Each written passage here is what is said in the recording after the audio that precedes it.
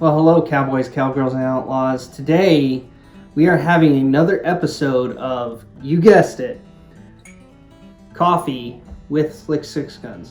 So, if you guys are just getting off work, if you're getting started for the day, let me know in the comment section. We're going to talk about another gun today, and you're in for a special treat, and I'm really excited to show you. So, get out your brew, let's have a talk.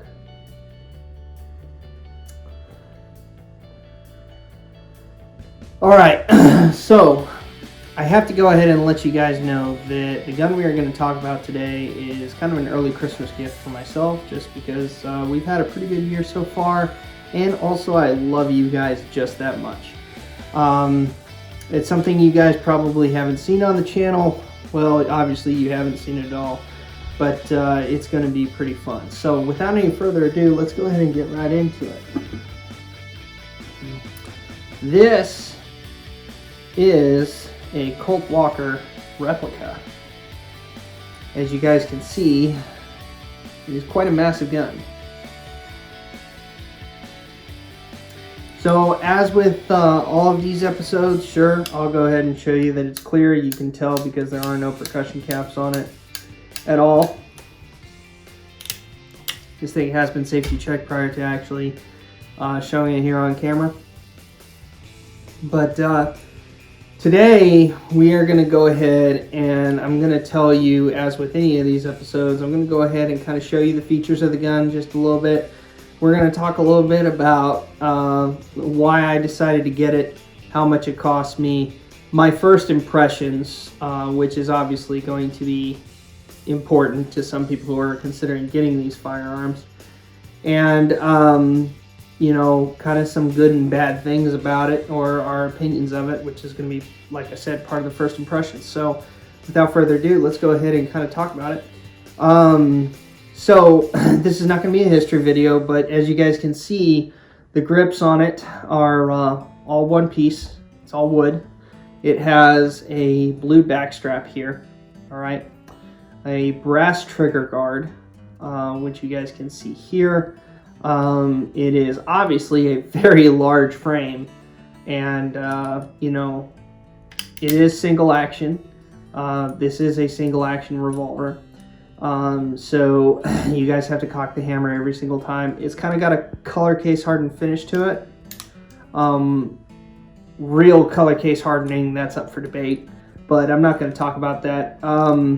Just kind of showing you the details of this revolver. It's got a blued cylinder with no top strap, and the cylinder is rather large. You can kind of see, compared to my hand, what it looks like. Going down to the forcing cone and the barrel area, once again, a very thick barrel. The barrel itself, I haven't measured it, but to my knowledge, they're roughly around 9 inches. But I will let you know that in a future video. You're going to see the wedge is on a different side than some of the other cap and ball revolvers that you're used to, and the wedge is a pretty massive piece of steel. The ramrod up here, first off, you can see that the barrel has some different contours to it. It's going to be squared, kind of similar to the 1851 Navy style and the some of the Dragoon models. But then as you get into the barrel, it's a round barrel here. You know, and if you get into the loading lever, you're going to see that unlike 1860s and 1851s, you're not going to see a retention piece up here. It has a retention spring down here, and you can see that right there. So it's just something that is pretty interesting all in all. You know, this thing has 6 chambers to it, so you know, it's just kind of a pretty neat little revolver here. And little is an understatement. Big, massive revolver. You know, the most powerful handgun in the world right here. Nah, I'm just kidding. Anyway, so that is what this revolver looks like from front to back. It does have a front sight. The rear sight is actually in the hammer, located up here. So, you know, the front sight has been probably filed down by its previous owner, but just something that's kind of interesting. So let's go ahead and talk a little bit about why I got this this gun. So the reason why I got this gun is because one, I've always wanted a Colt revolver, a Colt Walker. Sorry, I always have Colt revolvers in my collection, as you all know. If you've been watching the channel for any length of time, and you are going to see a different type of revolver kind of coming on the channel that is not a Colt. I do have some, but I typically have the majority of revolvers are either Colt replicas or Colts themselves. But why did I get this thing? Well, first off, I've always wanted to collect Colt revolvers, and definitely you can't collect Colt revolvers without kind of going through the sequence. I did originally have an 1851 Navy, but I have since gotten rid of that. You guys have probably seen it on the channel at some point, but obviously earlier models such as this Colt Walker is something that you kind of have to get into because it talks a little bit more about the development of the percussion guns. So this is just something that I wanted to add to my collection. In addition, you know, like it is known for having a larger powder charge than some of the revolvers out there, and we'll get into that when we go into shooting. It also is very, very heavy, so it's just kind of unique all on its own. It's you know, it's kind of one of those things you don't really see every day. I haven't measured it. My understanding is that it's somewhere between 4 to 5 pounds, so don't quote me on that. We'll get into that more specifics and details when we actually do a details video on this thing. But yes, it is very heavy to even hold in one hand. You know, I don't have a holster for it. You know, people can carry them in pommel holsters. My understanding is that you can also get a belt holster for it too. Whether I'm going to do that or not is up for debate. But, you know, it's just kind of cool. You know, just kind of something that's a little interesting there. So I will say that I got it for personal reasons, collection reasons. I did want to actually shoot it. I wanted to try it out for myself because I've heard so much about the recoil of these things, you know, that I just have to try it for myself. So, you know, and then obviously I wanted to do it for the enjoyment of the audience here. So this is definitely staying in the collection. Whether I use it in competition or not is still kind of up for debate there. You know, you can use these in cowboy action shooting. I don't really see them, and there's probably a good reason why. So, you know, but to the novelty of actually shooting it definitely gives you the style points, which, you know, I care more about. That's just my personal opinion, so I think this will definitely add to that. You know, I also got it because they're just cool looking. You know, on top of the fact, as I said, they're heavier. They're also very much longer, you know, as I said, with a 9-inch barrel. So it's almost like you're you know, holding a carbine without a stock here. So that's kind of what it feels like. You know, and one-handed versus two-handed shooting, we'll talk about that a little bit. But for all intents and purposes, I intend to shoot this one-handed. You know, as most revolvers were designed to be done. So, with that being said, those are the reasons why I got it. How much I paid for this. This was done through a private sale. I did not go through a gun store to get this. I did not go through Gun Broker or anything like that. I have a friend that was interested in selling it. So, if you are watching this channel, you know who you are. Thank you so much for letting us have this. Thank you for the price point as well. I have to say you were really gracious on that, and thank you once again. You couldn't find new Colt Walker replicas for the price that I got it, and I got it for around $275. You know, once again, very gracious price in my opinion. So for those of you who are out there who might say it's worth a lot more, yeah, I agree with you. It is. But, you know, for seeing some of the price points that I'm seeing on these guns, you're looking at $500 and up. So I was definitely thought that price was very good. If you guys can get a price point like that and you have the opportunity to get one of these, I highly recommend it. just for the reasons that I stated. So, with that being said, I talked to you about why I got it, how much I paid for it, and let's talk a little bit about my first impressions of this, and I'll talk about the good and bad. It's up for debate in the comments section what you guys are going to say, and I'm not going to go too hard on this gun, to be honest with you, even with the bad, because that's what review videos are for, and we'll get into that. Let's go ahead and talk about something that's really good. First off, the caliber. It's very common to find 45 caliber or 44 caliber round balls, at least in my neck of the woods.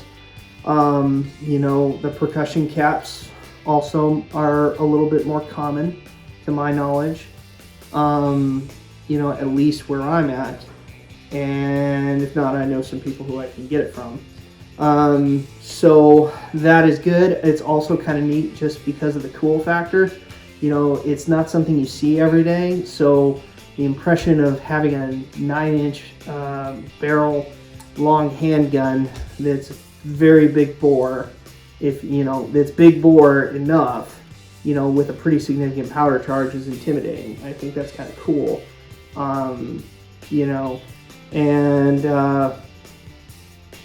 I would also say something else that is kind of interesting, is just the fact that it feels well built. Shooting it might be different, but just kind of, once again, first impressions here, and I'll give the Revolver the benefit of the doubt. It feels very well built and overbuilt, to say the least. I could be wrong. This thing could completely suck, and when I take her out to shoot, and I may give this a really terrible review. But right now it just feels the heft to me kind of talks about the quality of it, and it was purposely overbuilt. And as you guys know, with the history of it, you'll know why it was overbuilt for what it was.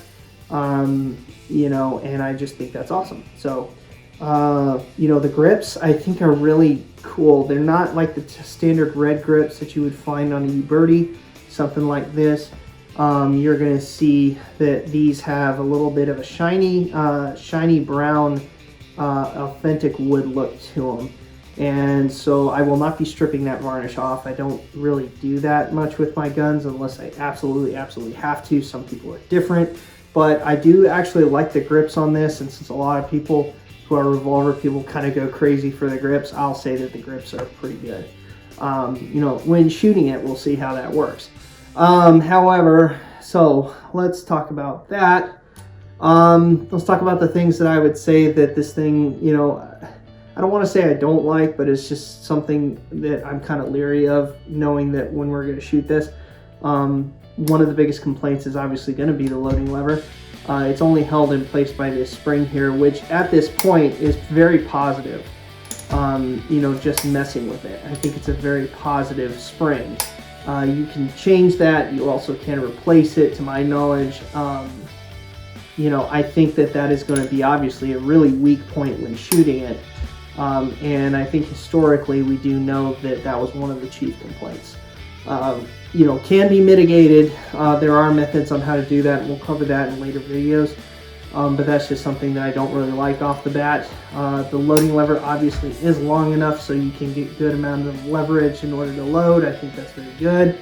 The fact that it has a port here that looks like it can take conicals, which is what they're originally designed to do, to my knowledge. The originals were meant to take conicals, but you can take conicals and round balls and put them in there. So I think that's great. Okay, I'm just gonna say it now. The hammer pull on this, just because the spring is probably really heavy for good reason, and I know exactly why that is. They want to make sure this gun goes off, which is great, because one of the things that I definitely do not like about my experience, and this is my experience, of percussion revolvers with the percussion caps, is sometimes the caps don't seat all the time, and so when you're going to shoot and you think you got a good shot, you pull the trigger, the hammer drops and nothing goes off, and it's because you either have a bad cap or the cap itself is not fully seated, and sometimes that can cause issues. I'm hoping that because the hammer spring is so heavy that it won't have any issues with setting the gun off. However, I will say that cocking that thing is a little bit of a stretch, and I can see that it would get, you know, you can come up higher on the gun and get it. Obviously, if you really had to, you could also cock it with the other hand. You know, but I can see that doing multiple shots with this, with as heavy of a hammer spring, might be a little bit deterring.